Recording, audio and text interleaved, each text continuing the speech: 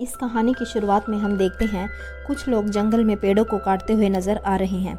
ये लोग दिन भर पेड़ काटते हैं और सब कुछ शांत और सामान्य होता है, लेकिन शाम होते ही इनका एक साथी अचानक गायब हो जाता है।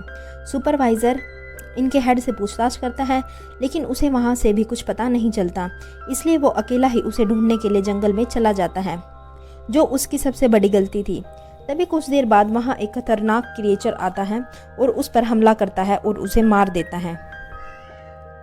इसके बाद हमें फिल्म के अगले सीन में एक शेरिफ पॉल नाम के आदमी को दिखाया जाता है, जो कहानी का मेन कैरेक्टर है। वो इस समय एक पार्क में अकेला मायूस बैठा था। फिर उसके पास एक आदमी आता है जो घोड़ों का मालिक होता है और उसके पास 13 घोड़े होते हैं, लेकिन इस वक्त वहाँ सिर्फ 12 ही थे। अपने एक गायब हुए घोड़े को ढूंढने के लिए वो आदमी पॉल और उसके साथी डोनी से, जो कि डिटेक्टिव थे, उनसे मदद लेता है। फिर ये दोनों डिटेक्टिव इन्वेस्टिगेशन शुरू करते हैं और अनुमान लगाते हैं कि शायद ये घोड़ा गेट खुलने की वजह से बाहर भाग गया होगा। वे दोनों इस केस को ज़्यादा सीरियस नहीं लेते और वहाँ से चले जाते हैं।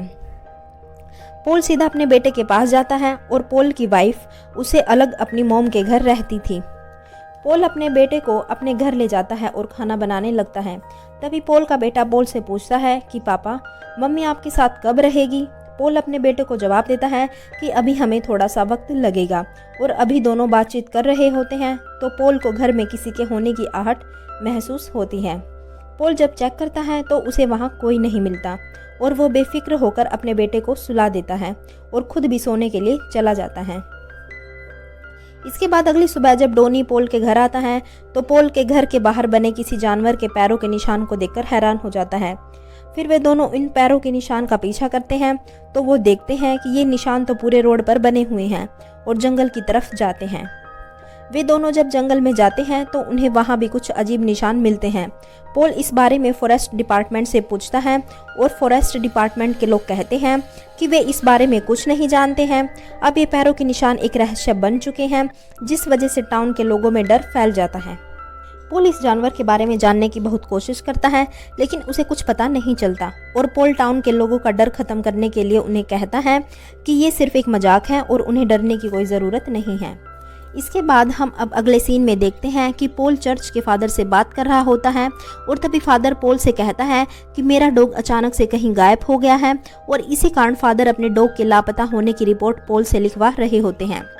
और अब दूसरी तरफ हम डोनी को देखते हैं, जो पॉल के कैबिन में था और वो पॉल की टेबल के ड्रॉवर से एक बच्चे की तस्वीर निकालता है और उसे ध्यान से देखता है। असल में ये बच्चा पॉल का ही था और इस बारे में डोनी को पॉल ने कभी भी नहीं कुछ बताया था। फिर हम देखते हैं कि जब पॉल ग्रोसरी स्टोर से सामान खरीदने जाता है तो स्टोर की मालकिन पॉल से टाउन में आए उसी जानवर के बारे में सवाल करती है।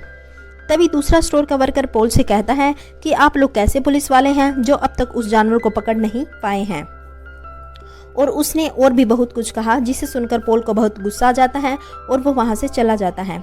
स्टोर से बाहर पॉल की एक शिकारी से मुलाकात होती है।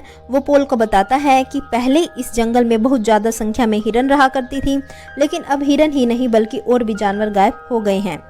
शिकारी की बातें सुनकर पॉल को भी हालात कुछ ठीक नहीं लगते हैं और वो अपने बेटे को लेने के लिए उसकी वाइफ के घर चला जाता है।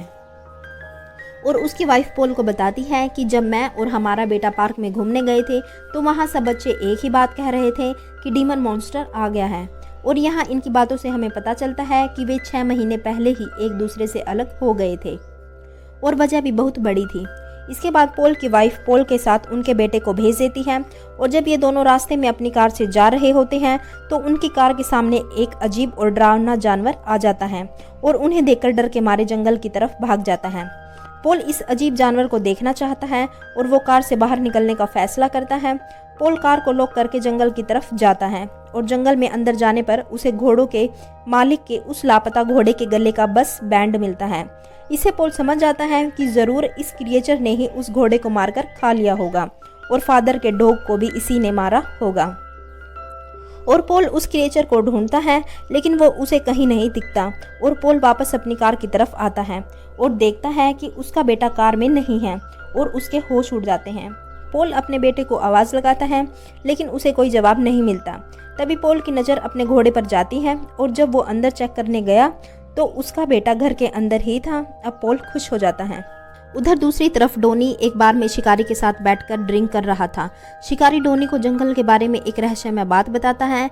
वो बताता है कि माना जाता है कि इस जंगल में आत्माएं रहती हैं, और वो उसे एक लड़के के बारे में भी बताता है जो जंगल में एक पेड़ के ऊपर 30 फुट की हाइट पर लटका हुआ मिला था, जिसकी हालत बहुत ज़्यादा बुरी थी। लोगों को लगता है कि उस जंगल में कोई डीमन मॉन्स्टर रहता है जो इंसानों और जानवरों को भयानक मौत देता है। अगले दिन पॉल और उसकी वाइफ अपने बेटे के स्कूल में जाते हैं, जहां उन्हें पता चलता है कि उनका लड़का गलत शब्दों का इस्तेमाल करता है और अपने भाई के बारे में भी बातें करता है जो कुछ समय पहले मर गया था। वही भाई जिसकी फोटो डोनी ने पॉल के ड्रॉवर में देखी थी। इस बात को लेकर प्रिंसिपल और उसकी वाइफ में बहस हो जाती है। इसके बाद वे दोनों वहां से निकल जाते हैं और रास्ते में जाते हुए पॉल अपने बेटे की कब्र देखकर दुखी हो जाता है, और वहीं दूसरी तरफ डोनी खड़ा होता है जो पॉल को देखकर उसके पास आ जाता है। और जब ये दोनों बातें कर रहे होते हैं तो इन्हें एक आवाज़ सुनाई देती है, और जब ये आसमान की तरफ ऊपर देखते हैं तो इन्हें हजारों परिंदे उड़ते हुए दिखाई देते हैं, और वे थोड़ा परेशान हो जाते हैं। और पॉल डोनी को बताता है कि शिकारी ने मुझे बताया कि जंगल की दुनिया खत्म हो गई है और सारे परिंदे जंगल को छोड़कर जा रहे हैं, लेकिन सोचने की बात यह है कि ये परिंदे गलत डायरेक्शन में जा रहे हैं, जबकि इन्हें साउथ एरिया में जाना था। अब पॉल की बातें सुनकर डोनी भी उसे बताता है कि शिकारी ने उसे भी ये सारी बातें बताई हैं।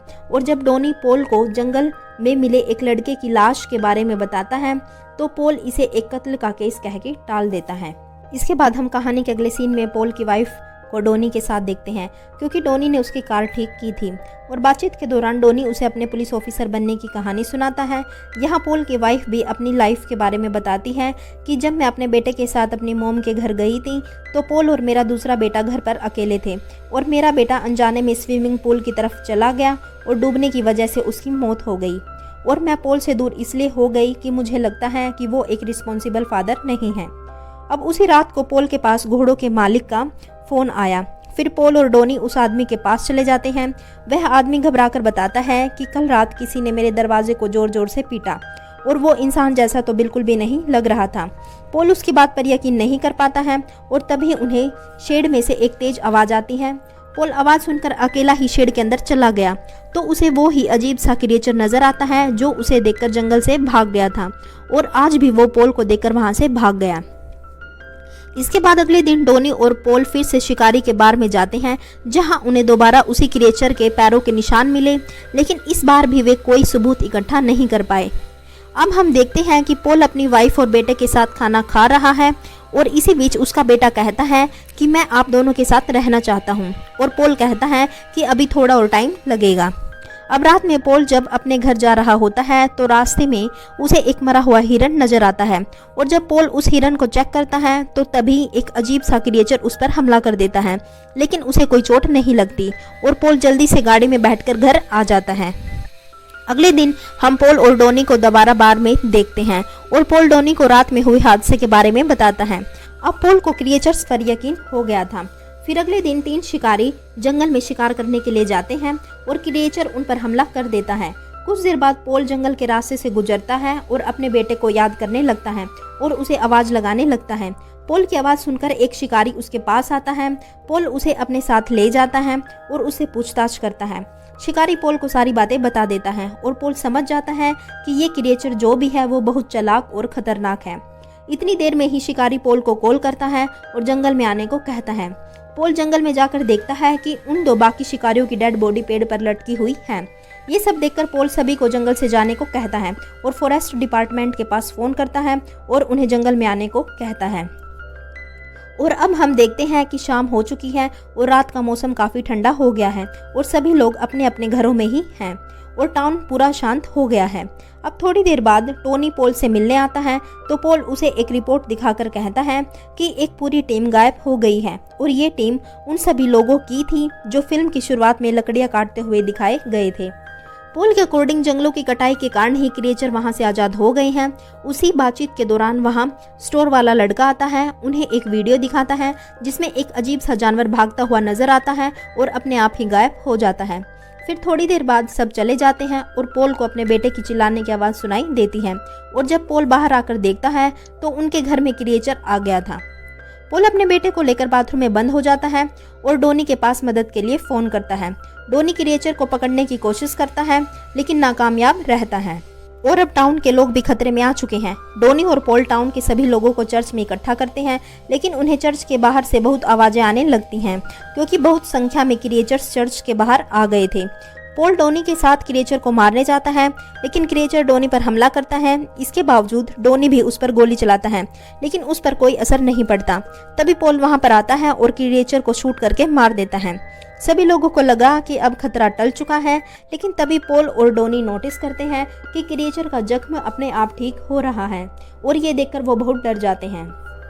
वे समझ जाते हैं कि इन क्रिएचर्स के अंदर कोई भयानक आत्माएं हैं और देखते ही देखते बहुत संख्या में क्रिएचर चर्च के बाहर आ जाते हैं और अब वे इंसानों और जानवरों को पूरी तरह तबाह कर देंगे। और इसी भयानक एंडिंग के साथ ये फिल्म यहीं समाप्त होती है। दोस्तों, अगर आपको मूवी की एक्सप्लेनेशन अच्छी लगी हो तो प्लीज़ हमारे चैनल को सब्सक्राइब करें और वीडियो को लाइक करें। आपके एक लाइक से हमारा हौसला बढ़ता है। धन्यवाद।